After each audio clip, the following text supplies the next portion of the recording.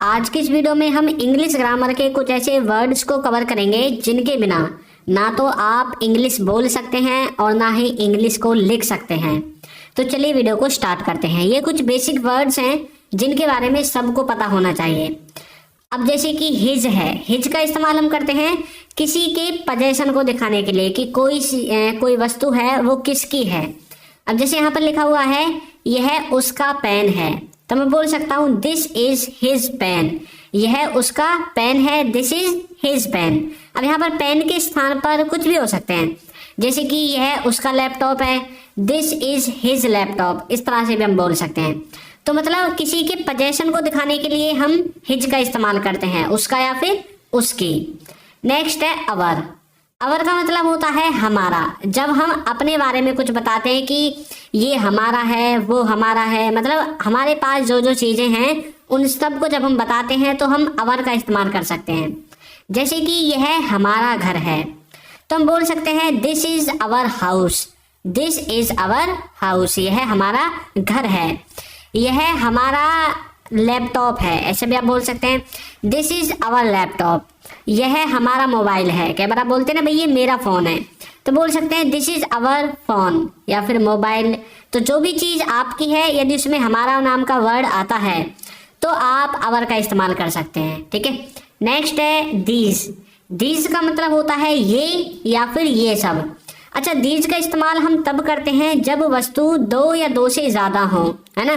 अब मान लीजिए आपके पास बहुत सारी किताबें हैं, तो आप बोल सकते हैं ना ये हमारी किताबें हैं। मतलब जो किताब है वो एक नहीं है, दो से ज्यादा है, दो है या दो से ज्यादा है, तो बोल सकते हैं दीज आर अवर बुक्स। ये जो किताबें हैं ये हमारी किताबें हैं, दीज आर अवर बुक्स। ये सारी किताबें हमारी हैं। तो इस तरह से आप दीज का इस्तेमाल कर सकते हैं। मतलब दो या दो से अधिक चीजें हो और तब आपको बोलना हो उनके बारे में, तो आप दीज का मतलब इस्तेमाल करके सेंटेंस को बना सकते हैं। अब जैसे आप कई बार बोलते हैं ना, मतलब कि ये सब, यानी कि दीज थिंग्स, ये सब दीज थिंग्स, मतलब ये सब जो किताबें हैं, ये सब जो पैसे हैं, ये सब जो मोबाइल हैं, ये सब जो कपड़े हैं, है ना, तो वो सब आपके हैं। दीज आर आवर क्लॉथ्स, ये सब हमारे कपड़े हैं। ठीक है, इस तरह से आप बोल सकते हैं।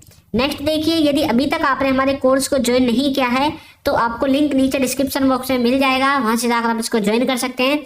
इसमें आपको बेसिक से एडवांस लेवल तक इंग्लिश ग्रामर मिलेगी, इंग्लिश के क्लास नोट्स भी मिलेंगे, A to Z video lectures होंगे। और यदि आप बिगिनर हैं तो आपके लिए भी ये कोर्स इंपॉर्टेंट है। और यदि आप इंग्लिश ग्रामर के कॉन्सेप्ट बिल्ड करना चाहते हैं तो आप भी इस कोर्स को ज्वाइन कर सकते हैं। इसका लिंक आपको नीचे डिस्क्रिप्शन में मिलेगा।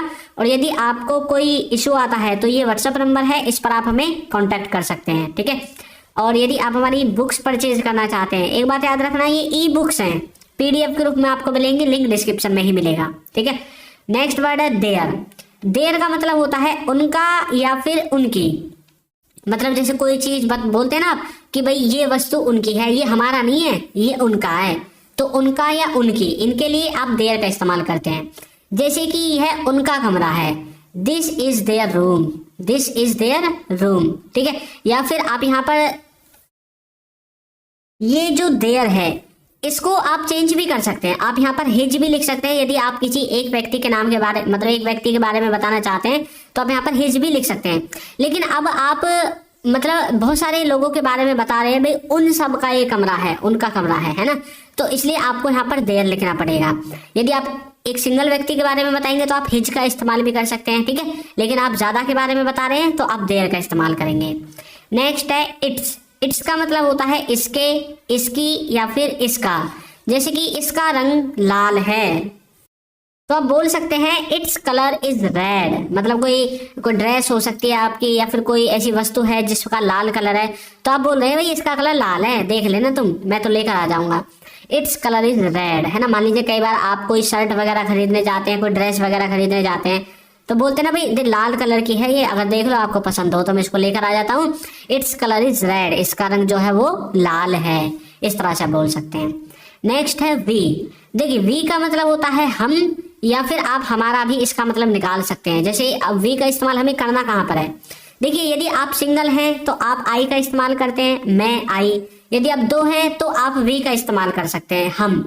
अब दो हो या दो से कितने भी ज्यादा क्यों ना हो, आप वी का इस्तेमाल कर सकते हैं। ठीक है, अब जैसे आप बोल रहे हैं कि हम घर पर हैं, मतलब आप अकेले नहीं हैं, आपके साथ कोई व्यक्ति और है, कोई लड़का लड़की कोई ना कोई जरूर है आपके साथ, तभी आपने वी का इस्तेमाल किया। वी आर एट होम, हम घर पर हैं, वी आर एट होम। हम स्कूल पर हैं, वी आर एट स्कूल। हम दुकान पर हैं, वी आर एट शॉप। हम स्कूल में हैं, we are in the school. हम घर में हैं, we are in the house. हम कमरे में हैं, we are in the room. तो इस तरह से वी का आप इस्तेमाल कर सकते हैं कि कोई कहीं पर है। ये तो आपको बताना ही बताना है सेंटेंस के द्वारा। दूसरी बात, आप प्लूरल को दिखाना चाहते हैं। ठीक है, प्लूरल मतलब कि आप सिंगल नहीं है, सिंगल यानी कि सिंगुलर, प्लूरल का मतलब है बहुवचन, यानी कि दो या दो से ज्यादा। नेक्स्ट है यू। यू का हिंदी में मतलब होता है तुम, आप या फिर तू। कई बार आप बोल देते हैं तू चले जा, मतलब आप सिंगल व्यक्ति के लिए भी कई बार तू का इस्तेमाल कर देते हैं। ठीक है, आप का इस्तेमाल भी आप सिंगल व्यक्ति के लिए कर देते हैं जब आप किसी के रिस्पेक्ट से बोलते हैं, और तुम का इस्तेमाल भी आप सिंगल व्यक्ति के साथ कर सकते हैं ना। तो तुम, आप, तू, इन सब के लिए आप एक ही वर्ड का इस्तेमाल करेंगे, वो है आपका यू। जैसे कि तुम कौन हो, हु आर यू। कई बार बोलते हैं ना तू कौन है, हु आर यू। आप कौन है, हु आर यू। सबके लिए एक ही होगा, क्योंकि यू अकेला ही है जो इन सभी वर्ड्स का मीनिंग निकाल देता है। तुम, आप और तू। अब चाहे वो दो हो, अकेला हो, दो से ज्यादा हो, आप तू का इस्तेमाल कर सकते हैं। ठीक है, यानी कि यू का। नेक्स्ट है ही। ही का मतलब होता है वह, और इसको हम किसी आदमी के लिए यूज करते हैं, किसी लड़के के लिए, बॉय के लिए हम यूज कर सकते हैं। ठीक है, तो मेल के लिए हम इसको इस्तेमाल करते हैं। ही का मतलब होता है वह। जैसे कि वह खेल रहा है, तो वह कोई व्यक्ति है। अब यहाँ पर वह हमने देखा, देखिए हिंदी में हमें कैसे पता चलेगा वह खेल रहा है कि ये लड़का है या लड़की है, पीछे से पता चलेगा। रहा है तो लड़का है, रही है तो लड़की है। और इंग्लिश में हमें पता चलेगा ही और शी से। ही इज प्लेइंग, वह खेल रहा है। वह पढ़ रहा है, ही इज स्टडिंग, वो सो रहा है। ही इज स्लीपिंग, वह भाग रहा है। ही इज रनिंग, वह देख रहा है। He is watching. तो इस तरह से ही का इस्तेमाल कर सकते हैं वह, किसी लड़के के लिए, मेल के लिए। नेक्स्ट है सी। सी का मतलब होता है वह, ही का मतलब भी होता है वह, लेकिन जो शी है इसका इस्तेमाल हम करते हैं फीमेल के लिए, फीमेल, और ही का इस्तेमाल करते हैं मेल के लिए। जैसे कि वह देख रही है, he is sorry she is watching, क्योंकि लड़की है तो देख रही है। शी इज वॉचिंग, वह सो रही है। शी इज स्लीपिंग, वो रो रही है। शी इज क्राइंग या वीपिंग आप बोल सकते हैं। ठीक है, और वो मतलब क्या कर रही है, नाच रही है। She is dancing. तो इस तरह से सी का इस्तेमाल कर सकते हैं वह, यानी कि किसी लड़की के लिए। नेक्स्ट है दे। दे का मतलब होता है वे, वो या वो लोग। जब कोई मतलब दो हो, दो से ज्यादा लोग हो, तो आप उनके लिए दे का इस्तेमाल कर सकते हैं। और यदि आप वो नजदीक हैं तब भी आप दे का इस्तेमाल कर सकते हैं, दूर हैं तब भी आप दे का इस्तेमाल कर सकते हैं। जैसे कि वे आ रहे हैं तो बोल सकते हैं they are coming, they are coming. मान लीजिए कि आपके घर में कोई फंक्शन है और आप पूछ रहे हैं आपके दोस्त आ रहे हैं या नहीं आ रहे हैं, आप बोल रहे हैं हाँ भाई वो आ रहे हैं, दे आर कमिंग, है ना, वो आ रहे हैं, दे आर कमिंग। तो दे का मतलब है वे आ रहे हैं, वो आ रहे हैं, वो लोग आ रहे हैं, एक ही मतलब है, दे आर कमिंग। सिर्फ हिंदी में चाहे आप कुछ भी कर लो, इंग्लिश में एक ही मीनिंग है। ठीक है, नेक्स्ट है माइन। माइन का मतलब होता है मेरा। जब आप किसी पर अपने अधिकार को दिखाते हैं कि भाई ये मेरा घर है, तुम्हारा नहीं है, मेरा घर है, यह घर मेरा है ना, मेरा घर है भाई, यह घर, यानी आपने घर पर फोकस कर दिया। तो कैसे बोलेंगे, this house is mine, this house is mine, यह घर मेरा है, this house is mine. Next है अवर्स। अवर्स का मतलब होता है हमारा, यह घर हमारा है, this house is ours, this house is ours, यह घर हमारा है। ठीक है, यह कार हमारी है, दिस कार इज अवर्स, इस तरह से बोल सकते हैं। नेक्स्ट है माई। माई का मतलब होता है मेरा। जैसे कि यह मेरी किताब है, this is my book, this is my book, यह मेरी किताब है, यह मेरी किताब है, दिस इज माई बुक। माई का मतलब होता है मेरा। चलिए कुछ और वर्ड्स हैं जो कि आपकी इंग्लिश को बेहतर बना देंगे। जैसे कि वट। वट का हिंदी में मतलब होता है क्या या फिर जो। क्या और जो दोनों ही वट की मीनिंग है। नेक्स्ट है आपका वाई। वाई का मतलब होता है आपका क्यों।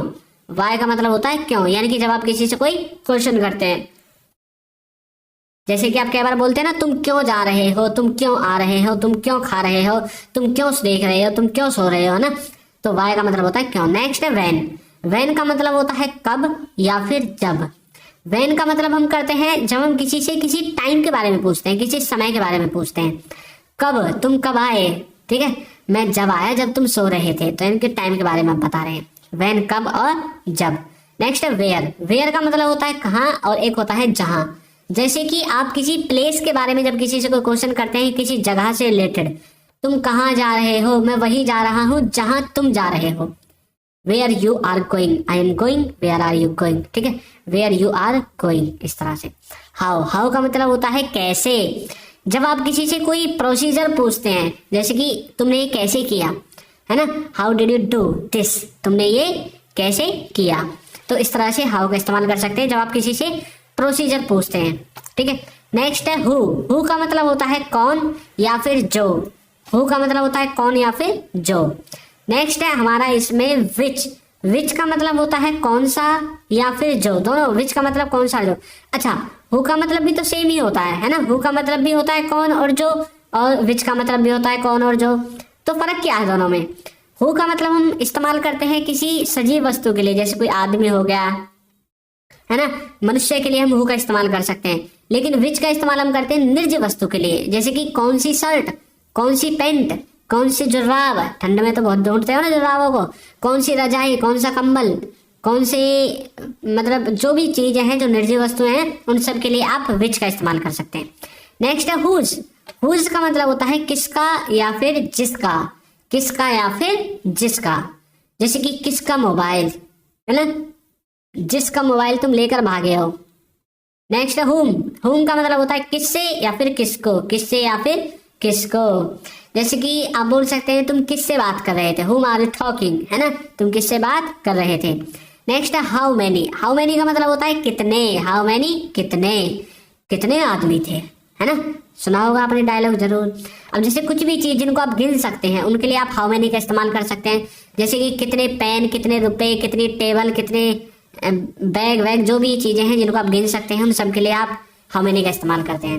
नेक्स्ट है हाउ मच। हाउ मच का मतलब होता है कितना, मतलब जिनको आप मतलब एक एक करके नहीं बल्कि एक क्वांटिटी में गिनते हैं, है ना, एक अमाउंट में गिनते हैं, क्वांटिटी में गिनते हैं। जैसे तेल हो गया लीटर में गिना जाता है ना, और चीनी हो गई केजी में गिनी जाती है। तो इसी तरह से जिनको आप एक अमाउंट में गिनते हैं। Until van. अनटिल वैन का मतलब होता है कब तक, कब तक हम चुप बैठे, है ना, अब तक कुछ है बोलना, सुना तो होगा आपने गाना, कब तक, अनटिल वैन, कब तक। नेक्स्ट है हमारे यहाँ पर देखिए सिंस वैन। सिंस वैन का मतलब होता है कब से। फ्रॉम वैन का मतलब भी कब से। फॉर हाउ लॉन्ग का मतलब भी कब से। सिंस वैन का मतलब है जब आप एक निश्चित समय के बारे में पूछते हैं, तुम कब से कर रहे हो। अब आपको ये बताना पड़ेगा 2 बजे से, 3 बजे से, 5 बजे से, 4 बजे से, कब से। फ्रॉम वैन इसका मतलब भी कब से होता है यहाँ पर भी, और जो नीचे वाला है फॉर हाउ लॉन्ग, इसमें भी वही बात है। लेकिन जो फॉर हाउ लॉन्ग है ये एक टाइम ड्यूरेशन पूछ रहा है, कितने घंटे से तुम काम कर रहे हो, ऐसे टाइम ड्यूरेशन 2 घंटे से, 4 घंटे से, 6 घंटे से, इस तरह से, ठीक है। नेक्स्ट है विद whom। विद whom का मतलब होता है किसके साथ, तुम किसके साथ गए, है ना, इस तरह से विद whom का इस्तेमाल कर सकते हैं। फॉर whom किसके लिए, for whom are you doing this, तुम ये किसके लिए कर रहे हो, इस तरह से बोल सकते हैं। अबाउट whom किसके बारे में, तुम किसके बारे में पूछ रहे हो भाई, है ना, तो इस तरह से आप अबाउट whom का इस्तेमाल कर सकते हैं। About whom are you talking, तुम किसके बारे में पूछ रहे हो।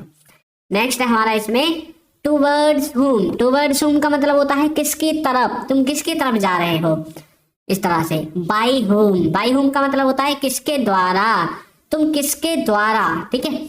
नेक्स्ट है फ्रॉम वेयर। फ्रॉम वेयर कहाँ से या फिर जहां से। From where are you coming, तुम कहाँ से आ रहे हो। आई एम कमिंग, है ना, कहाँ से आ रहा हूँ बताइए, तुम कहाँ से आ रहे हो। From where are you coming, तो इस तरह से कहाँ से या फिर जहां से। फॉर वट किस लिए या फिर जिस लिए। For what are you doing, तुम ये किस लिए कर रहे हो। वट फॉर किस लिए जिस लिए, दोनों का एक ही मतलब है। यहाँ पर फॉर को आगे लगा दिया, यहाँ पर वट को पीछे लगा दिया है, ठीक है।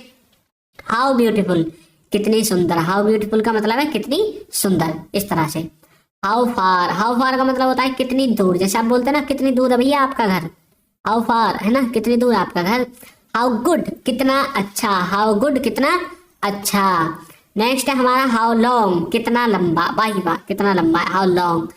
हाउ ओल्ड, ओल्ड का मतलब होता है एक तो बड़ा आदमी होता है, उम्र में बड़ा हो जाता है, एक पुराना भी होता है ओल्ड का मतलब, है ना। तो यहाँ पर बड़ा यानी कि उम्र में। हाउ सून, कितनी जल्दी, कि तुम कितनी जल्दी आ जाओगे, ऐसे बोलते हैं ना कई बार आप, तो हाउ सून का इस्तेमाल कर सकते हैं। इन वट वे, किस तरह से, इन वट वे किस तरह से, इस तरह से, ठीक है। नेक्स्ट है एट वट वे, किससे, एट वट वे किससे। वट एल्स, वट एल्स का मतलब होता है और क्या, और क्या चाहिए तुम्हें, है ना। वटेवर, वटेवर का मतलब होता है जो कुछ भी, जो कुछ भी, वटेवर, व्हाटसोएवर, जो कुछ भी। देखिए वटेवर और व्हाटसोएवर में फर्क क्या है, सिर्फ इसमें सो बीच में लगा दिया है, दोनों का मीनिंग एक ही रहेगा। वट देन, तब क्या या फिर क्या, तब क्या या फिर क्या। वट टाइप ऑफ, किस तरह का, वट टाइप ऑफ किस तरह का, ठीक है। नेक्स्ट है वेनेवर, वेनेवर का मतलब होता है जब कभी, वेनेवर जब कभी। और वेन्सएवर का मतलब भी जब कभी होता है। वेन्स का मतलब होता है कहाँ से या फिर जहां से। वेयर एज का मतलब होता है जबकि, ठीक है। वेयर इन का मतलब होता है जिसमें, और विच एवर का मतलब होता है जो कुछ भी, ठीक है। नेक्स्ट है विच सो एवर, इसका मतलब भी जो कुछ भी। अच्छा whichever, whatever, whoever, ये सब जो है ना, इनके बीच में आप यदि सो लगा दोगे, ये मैंने अलग अलग करके लिखा हुआ है, वैसे इनको एक साथ लिखते हैं तो आपका वही मीनिंग लिखेगा जो विदाउट सो के रहेगा, ठीक है। ये बात आपको याद रखनी है। नेक्स्ट है विच टाइप, किस तरह का, किस तरह का सामान चाहिए तुम्हें, है ना। नेक्स्ट है हुएवर, अब हुएवर हो या हुसोएवर हो, दोनों का मतलब एक ही रहेगा। वाई सो, ऐसा क्यों, वाई सो, ऐसा क्यों, ठीक है। तो आपको ये वीडियो कैसी लगी है जरूर बताइएगा, और हमारा जो कोर्स है और जो हमारी जो बुक्स हैं, जो ऐप है, उन सब का लिंक आपको नीचे डिस्क्रिप्शन बॉक्स में मिल जाएगा, वहां से जाकर आप उनको जो है ज्वाइन कर सकते हैं, परचेज कर सकते हैं, डाउनलोड कर सकते हैं। तो आपको वीडियो कैसी लगी है जरूर बताइएगा, और यदि अभी तक आपने हमारे चैनल को सब्सक्राइब नहीं किया है तो कर दीजिए, वीडियो को लाइक कर दीजिए, और एक अच्छा सा कमेंट करना बिल्कुल ना भूलें। Thank you.